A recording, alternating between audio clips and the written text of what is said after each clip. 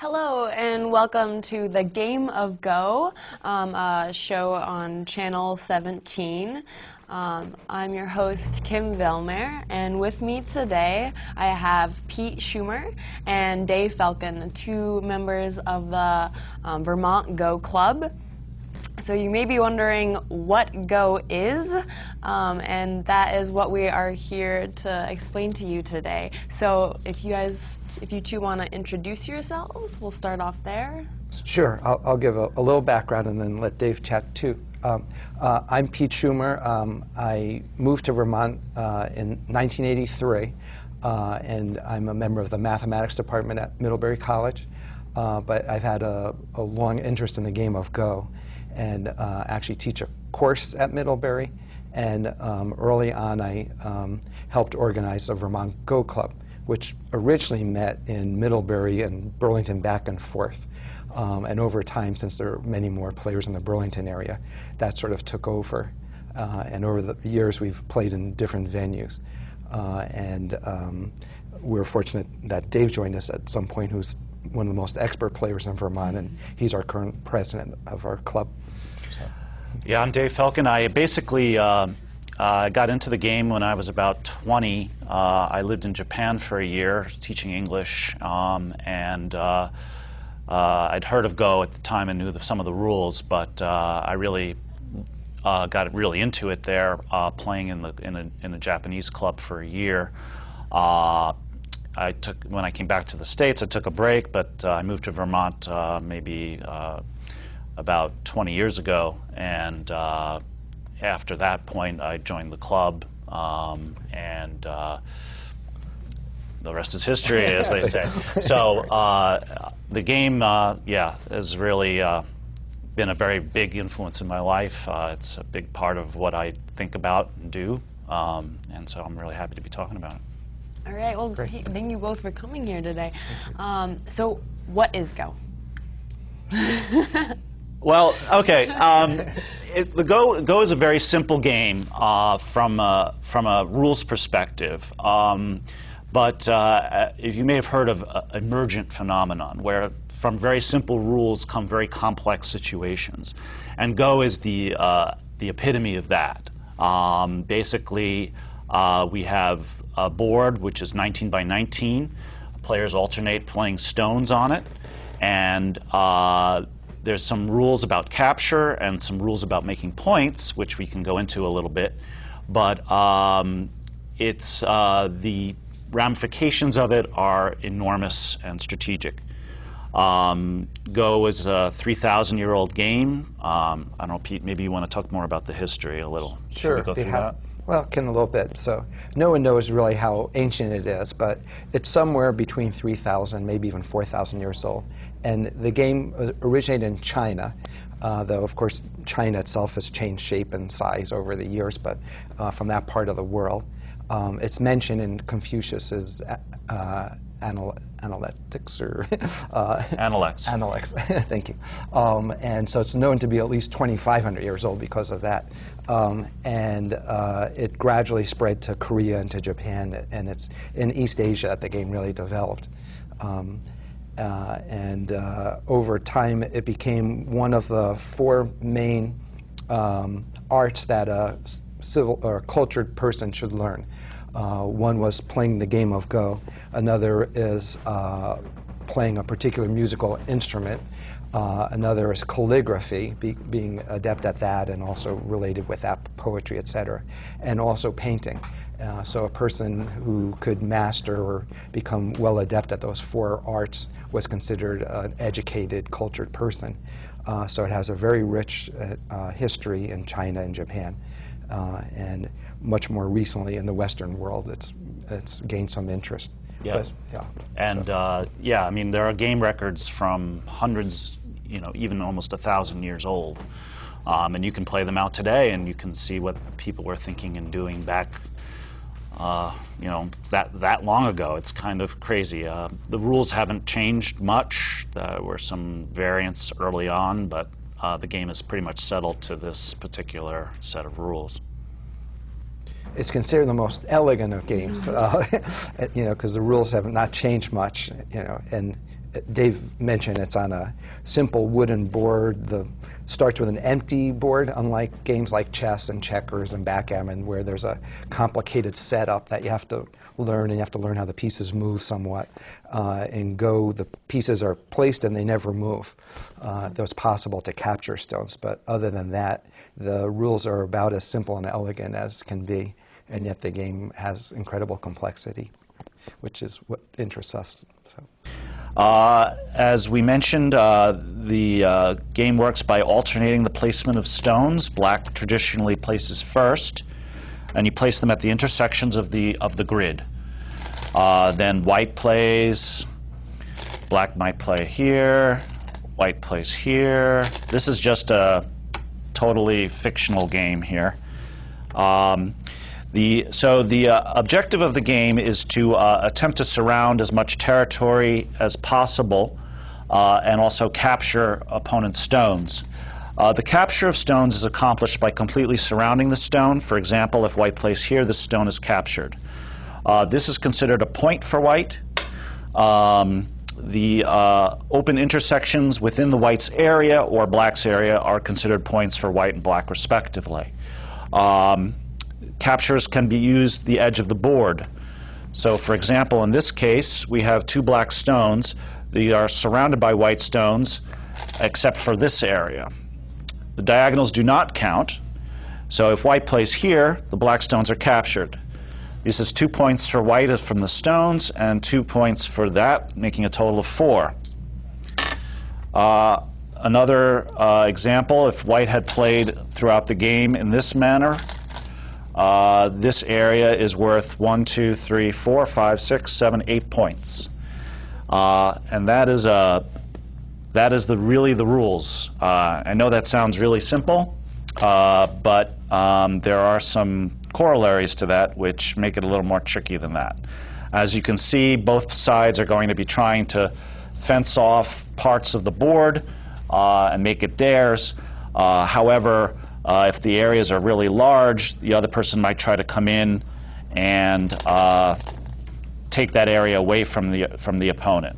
For example, black might start coming in like this. I'm playing more randomly, but you get the idea. White is trying to take this part of the board, and black might come in and try to steal it and take underneath or something like that. That's kind of the gist of the game.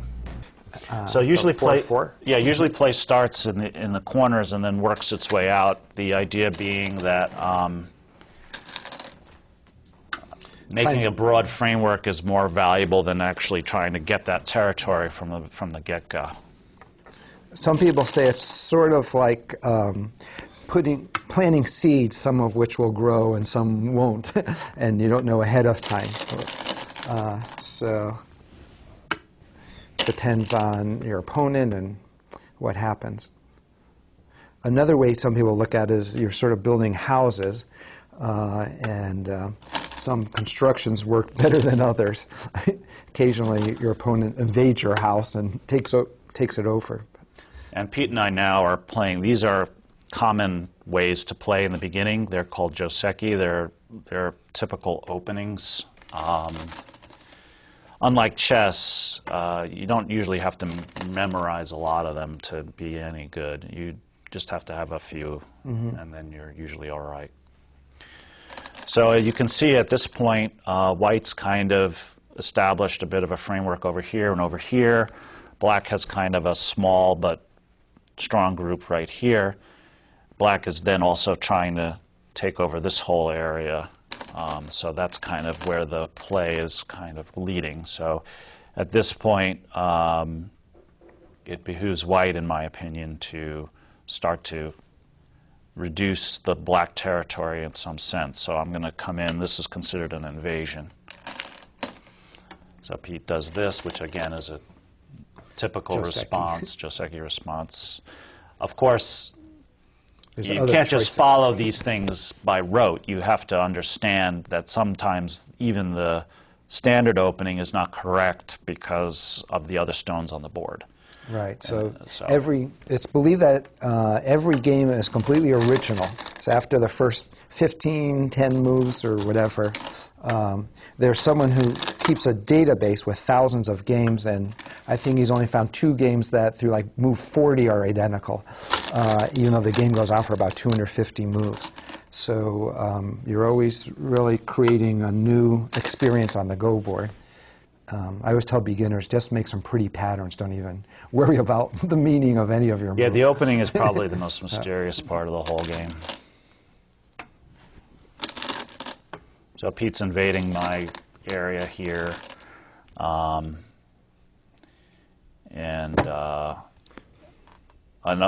big part of the game is separating stones and connecting them. So this stone, Pete's saying, well, if you cut me off here, I'm going to run that way. If I cut you off here, I'm going to run the other way. So, of course, hand talk. I didn't say any of that. right. So I have to decide which is more valuable to cut him off, which direction, because I know he's going to be able to make it to his other stones somehow. So I think this way is better for whatever reason. I don't know if it's the best thing, but again, we're talking. Right, so now Pete has to think a little bit. Oh, gosh.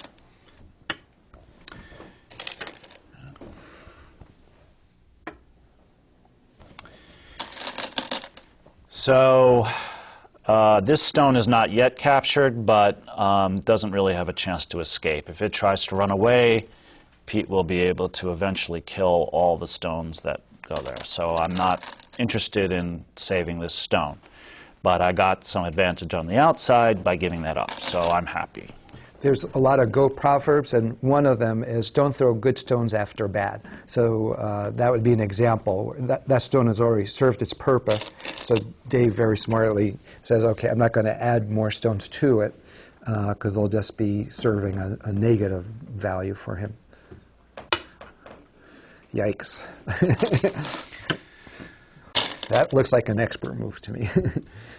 Pete's playing very well. Usually we play with some handicap, Yeah, but even doing my best. without handicap, he's doing very well. Thanks.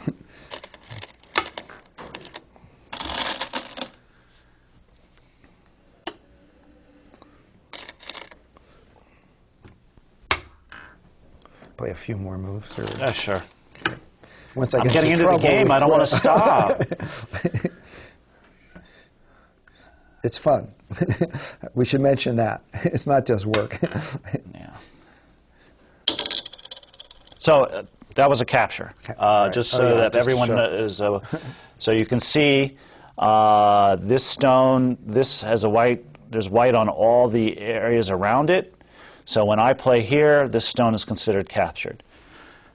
So that's a point for me. And if I keep that area open, that's another point for me. I'll let you make the last move here, just to. I have to better be good, right? Right. Ah, brilliant. Thank you, Dave. Thank you, Pete. So how did you two get involved in Go? I know you went over a little bit about it in your introduction, but I'm sure there's a lot more to it than that. Yeah, we can talk more about it. So I'll talk a little about that. I'm sure everybody has an interesting history. I grew up in a family in New Jersey. My family enjoyed board games in general. And when I was about 12 or 13 years old, I picked up at a bookstore a Go set. And it's, on the side it said something like, takes 15 minutes to learn, but a lifetime to master. So, though I'd say it's an underestimate on both of those. And we read the rules, my parents and myself, my brother, and none of us could figure it out. So that was the end of that. But then many years later, when I was in college, my parents were at another store, and there was a book called Go for Beginners, written by a very famous Iwamoto, a 9-dan professional. And I read that book, and then I taught some friends how to play. And of course, I thought I knew a lot because I knew a little more than my friends who I was teaching. And it wasn't until years later that I started meeting, strong players and realized there's a lot more to the game than I understood. But it still appealed to me immediately as being a fascinating game. So. Yeah. First, I learned Go as a child, and I didn't really understand it very well. And I remember having a game where this other guy kept capturing every stone I seemed to play and then laughing. So I didn't have a very good introduction to the game. I remember first seeing it, though. My dad brought home a set. He actually was in the occupation forces in Japan, and he brought home a set. And there was always a set lying in in the attic. And I would look at it, I asked my dad, what is this Go game? And he always said, oh, it's a very complicated game. It's very hard. You don't want to go there. And so that always piqued my interest, of course. And I was into chess when I was in high school and before high school. And so the kind of strategy kind of games were always interesting to me. My family didn't play games like Pete, but I did have a group of gamers, and we played all sorts of games. It was only really when I got taught it in college, and then I was like, oh, this is pretty neat. And then when I went to Japan and just had that experience, it really kind of got a hold of my brain. I'm like, okay, this is really cool. This is really interesting. It's a beautiful game. It's you know, all the aspects of life. I mean, I know that sounds a bit melodramatic, but there's a lot of that in the game. I mean, I'm projecting clearly, but at the same time, a lot of what makes it exciting and so forth on the game board is what you find excitement in life. Mm-hmm. Risks, taking chances, the brinksmanship, trying to think what your opponent's going to do. I mean, this is all very. Mm-hmm. It's really great. Nice. Right, so the world of Go, when it first started, was obviously quite a different place from where it's landed at now. There has been some changes in rules and various parts of gameplay. So do you guys want to give a quick I can say recap? a little bit. The game started, at least in Japan, among the aristocracy, and so was played with among them as kind of a parlor game. But it appealed to the samurai, who were a large class of people in Japan. So it's interesting that it's kind of both an art and a science. Or I don't really think it was a war game, but it appeals to people of all sorts of backgrounds, scientific and artistic, and gradually spread. It's thought that there's probably about 40 million players in the world today. So China, Japan, Korea have the most number of players. And it's really considered a high art form there. I'm not sure how to compare it with anything here, but it is shown on television, it's in the newspapers. Famous players are well known by the public, just like our most famous baseball players or golfers or things of that sort. And there's also a very active amateur. You can rank your...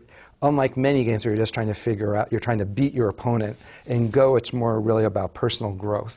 And Dave very nicely, hinted at how important it is just as an aspect of your life, and that's certainly true of all Go players. And there's a great handicapping system so that people of different, like Dave is quite a bit stronger player than me, but we can set the game up in an appropriate way so we both have an interesting game and a fair chance. We're not really trying to show who's better, because that's understood before we start. Winning, so it's interesting for both players, even if their strengths are fairly different. Yeah, exactly. So, and you mentioned professional players. So Go has people who earn their living playing Go. I don't think in the U.S. necessarily, but... well, yeah, in Japan. There's maybe a few. I mean, a couple. In the U.S., the pro scene is just getting started. I mean, we didn't even have U.S. pros until like last year. Right. Wow. The pros there. I mean, there's not a. Clearly, it's not quite big enough yet where somebody can just make a living off the purse that they win at a given tournament. But a lot of pros now, they make money from teaching other players, and because that can be done online very easily through Skype and so forth, they have a way of making a living that doesn't just rely on them winning purses at tournaments. Yeah, most of the pros that do make a living on tournaments are the Asian world, either Korea, China, or Japan. So that's kind of the pro scene as it stands now. Europe and America, it's always Go is, Go is much bigger now than it was, say, 20 years ago. 20 years ago, there were a couple books in English that you could get that would explain strategy and so forth, but I'd say there's been a pretty significant explosion in the amount of translations and just original books about Go and people playing Go. The American Go Association is a group who's here to promote Go. They've set up these city leagues where people play each other online, but you represent a city. So Pete is actually on our Burlington team. He's our coach. I'm the coach. I don't play. I'm a non-playing coach. But so that's the kind of the rudiments and the beginnings of a kind of a more professionally oriented a league system, like you'd have in any a sport, like football or baseball or whatever. You have cities, and the cities send representatives, and they play. So it's all, and it's a lot of it's facilitated by the internet, which is kind of another difference in what's sort of changed in the Go world. Go is really the internet has really allowed people to play all across the world. I mean, I play online all the time on Go servers that are in Japan or Korea, playing with Japanese and Korean people.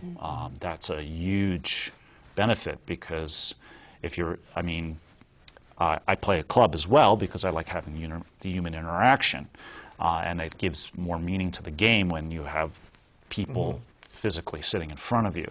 But on the other hand, if you just want to play, there's always that available, and it's 24/7, and and there's hundreds, sometimes thousands of people online. And you can always find somebody who's at your level. If you're just a beginner or if you're a really advanced player, there's always somebody online who's and there's a very strong ranking system, so you're going to be playing someone who's not going to just destroy you or is just like nothing. To play, because that's not interesting. But the ranking system allows you to really play games that are just at your level of expertise, which is a really, a wonderful thing. Nice. So that's really changed. The other thing which we can mention is the rise of computer Go.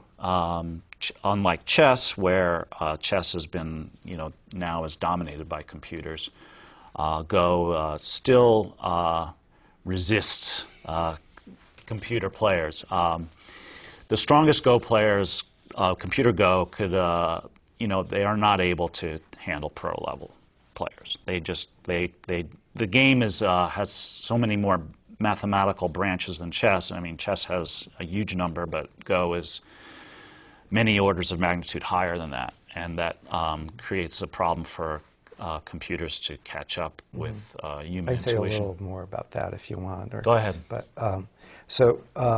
right now, Google and Facebook are both working very diligently at trying to create a smart Go program to see who's the first company that can, challenge a professional. But as Dave said, Go's more difficult, like compared to chess, there's a couple differences. One is there's 19 square, 361 places to place a stone, unlike 64 squares. Also, the number of pieces increases rather than decreases as the game continues. So the complexity is getting worse rather than easier. And also, something which is actually more critical is the evaluation of a position. In chess, a queen 99% of the time is going to be worth more than a pawn. So making a trade is an easy thought to decide in that situation.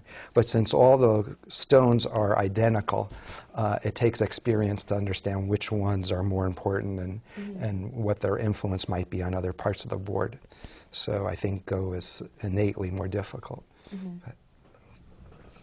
Yeah, that's more or less what I see is where things have moved.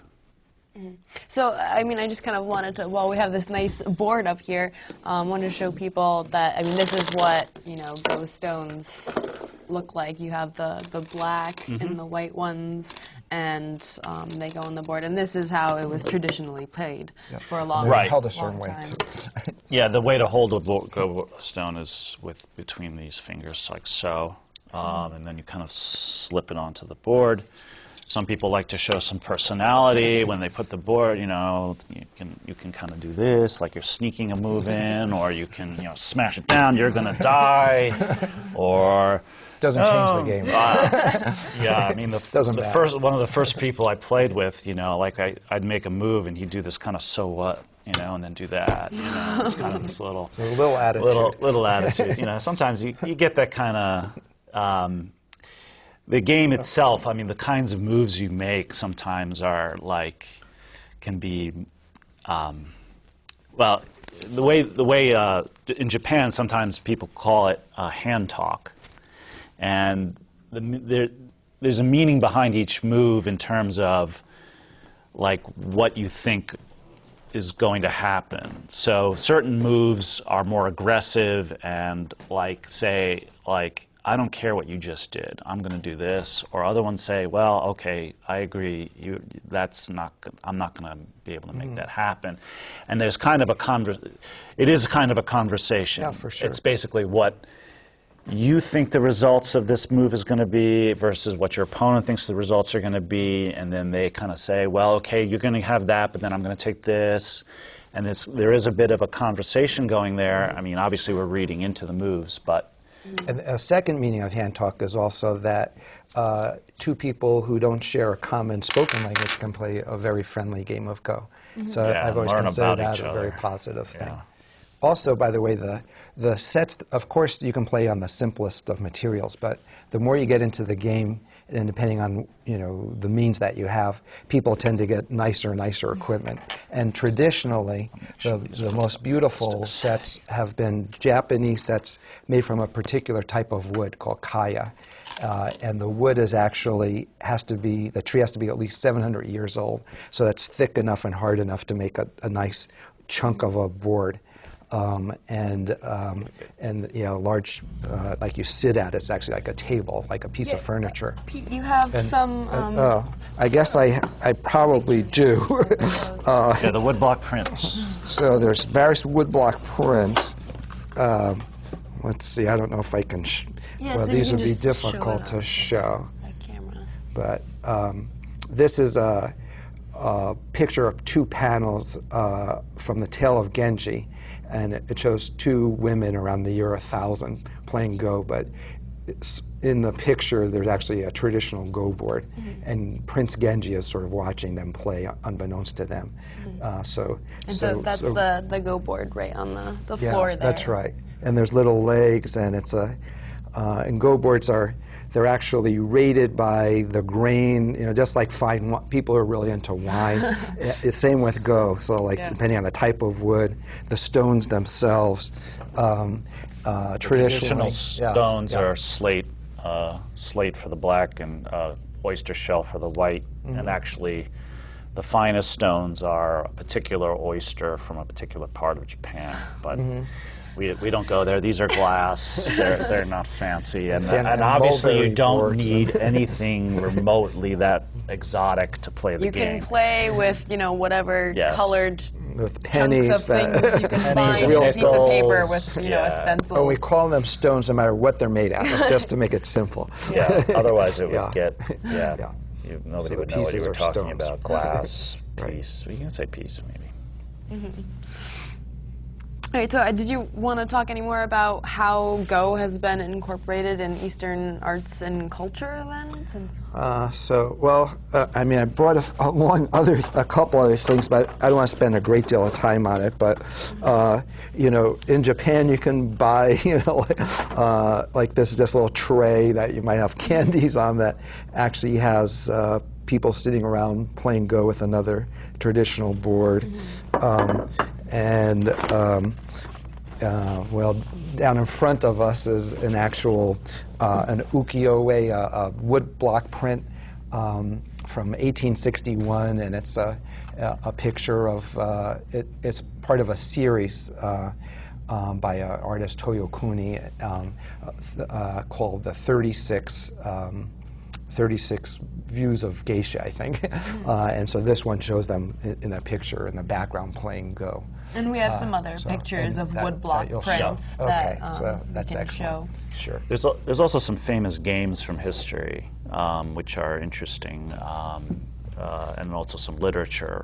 The Master of Go is a famous Japanese book. About an actual Go tournament that took many months to complete. Yeah. Yeah, believe it or not. Another famous game is what's called the atom bomb game. Apparently, there were some pros playing Go during the bombing of Hiroshima, I think. Yeah. And they finished the game. They finished the game even after the bomb went off. Even I think one of the onlookers was injured. Well, but they finished the game. They were very committed players. It was part of a 3-day match. It was the third day. They had just reset the first 2 days, and they had actually moved from the city center to a house over a hill. They were still within the prefecture, but not in the center of the city.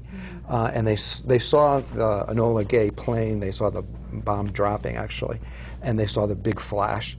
And then they continued playing. About 20 seconds later, the blast actually smashed out all the windows, knocked them over. They got back up and reset. Since a professional can rethink the whole game through, the two of them reset to where they were, and they finished the game. And it wasn't until later in the day when some of the survivors, who were obviously horribly injured and disfigured, started to come through their area of the town, that they realized what a horrific event had occurred. But the two players themselves lived for many years. They've passed away at this point, but on the 50th anniversary, they actually returned to the original venue and placed a few stones in remembrance. So it was kind of a special moment. Yeah. All right, so now that we've shared so much about Go, I'm sure there's some people out there who are like, gotta try this thing. How do they learn more about Go? What resources are there out there? Yeah. Well, there's a lot of ways to do it. I mean, the basic rules and so forth, they're kind of hard to learn from a book. They are simple, but what I find tends to happen with people who are just starting out with the game is that they go through these simple rules, and then they have trouble understanding when the game ends, and they have trouble understanding what consists of living in a dead group. And the reason that they have trouble with that is because those aspects of the game rely on you having some knowledge about the strategy and the sort of what I would call what I mentioned before, the more emergent properties of the game. And unless you take a lot of time, or actually have somebody explain these things to you, these can remain mysterious. And as as Pete experienced when he tried to first learn it, you just read the book and you're like, well, this seems straightforward, but I don't really understand how to play, like what we're doing here. So, you can, we have a club in town, the Vermont Go Club. You can come to our club. We meet at Wednesday nights at Uncommon Ground. That's certainly, we're happy to show new people. And you have a website? We have our website, www.vermontgo.org. And you can contact us directly via email or whatever. Email's on the website. There's an American Go Association, which is usgo.org, and they have tutorials, they have stuff. There's a bunch of YouTube videos about learning the game. I don't know how good they are. I think they're probably pretty good. I haven't learned that way because there wasn't YouTube when I learned the game.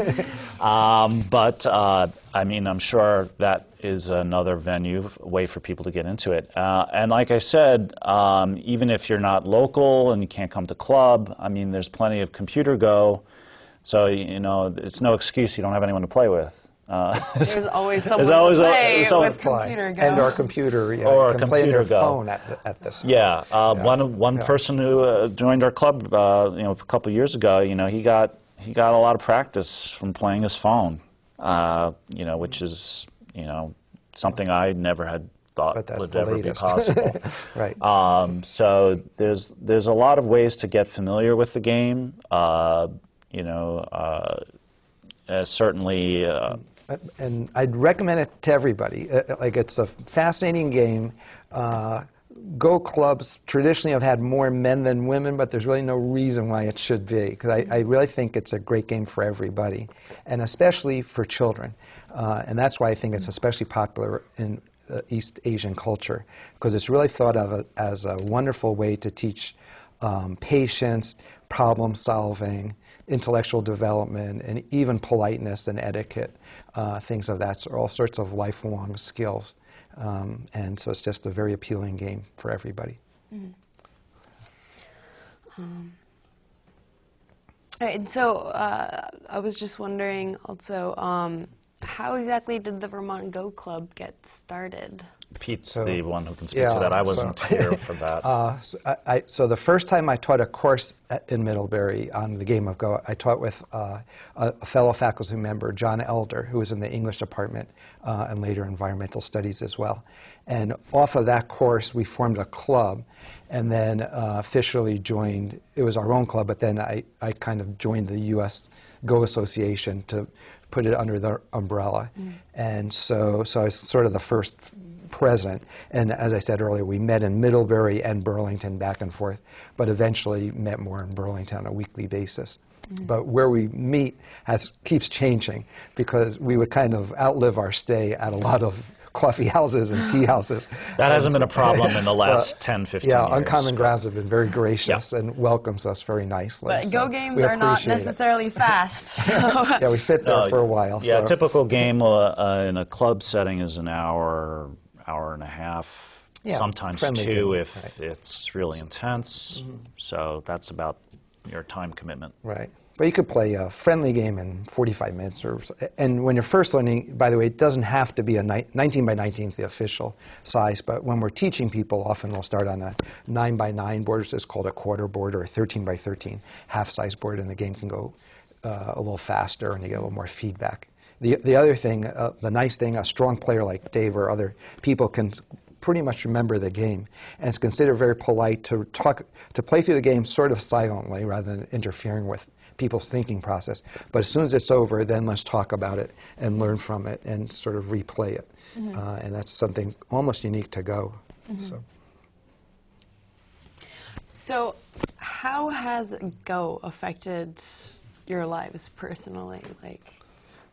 Well, for me, it's opened up a whole new world of interest, and it's led to me enlarging my professional life as a mathematician, but also teaching the game of Go, and I've traveled quite a bit too. I've spent some time in Japan relating either to math or to Go, but I've always included Go as part of it. And I've been the chaperone for some kids that have played. There was a World Youth Go Championship in Shenzhen, China. So I was their chaperone. And I also went to a Go Goodwill games in Bangkok, Thailand, with some really sharp children. And I was kind of their coach, even though not that I could coach them in Go, but I just made sure they didn't get into too much trouble. And so, it's given me opportunities like that. But more important than that, I've met many interesting people, Dave and many other people, and can now travel around. Both of us play competitively in Boston and Montreal, other places around the country, and so we have friends in places, and it opens up your life to meet other people that you might not have met otherwise. So it's been terrific. Yeah. I mean, Pete's described well the sort of the social dimension. I think for me, there's an intellectual dimension as well. I mean, I'm sorry for Pete too, but I mean, I just wanted to talk a little more about that. In terms of evaluation of risk and the knowledge of sort of how to handle difficult situations and keeping your head when things are going badly. Life lessons. And not, getting freaked out when things don't go the way you think they're going to go. trying to, recover from that and then, come up with a new plan. And that kind of resilience is the game teaches very well. Mm-hmm. It's a very humbling game.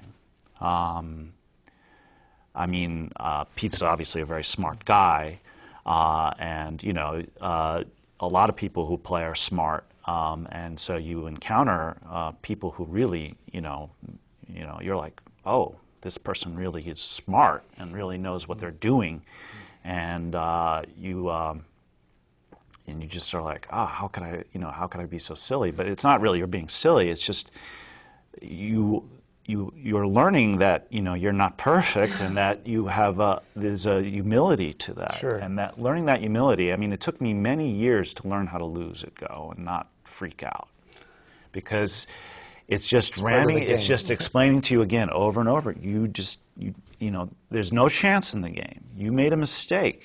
You have to live with that.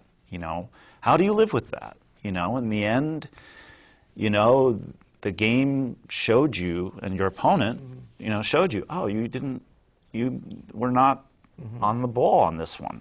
What does that mean? Does it mean you give up? You don't want to. No. Words that come up often in Go are balance and flexibility, and of course they apply much more widely to the rest of your life. Mm-hmm. So. Go is very much. If you get too aggressive, you're gonna lose. And if you're not aggressive enough, you're going to lose. So playing that balance, on the board, it comes into play in, the way you, in life, When do you push? When do you pull back? When do you give up something? You say, that's just, bad, that's bad, I'm going to just give that up, even though it's a loss, but there'll be a greater loss if you try to save it. Mm-hmm. There's those kind of lessons, they come about in life. Nice. I think so. It's and it's great to see people learning those lessons. And they can really apply them in their own life. I truly believe that. So, yeah, people really have a philosophical aspect from the game of Go. And it plays out like a story. This group's running. These guys are in trouble. Oh, oops, Right, the game seems dynamic, even though the pieces aren't literally moving. Yeah, because anywhere. the board is changing, and all of a sudden, suddenly this is developing different. Something's happening in the center, and I didn't even realize that was happening. Right. And so you get this.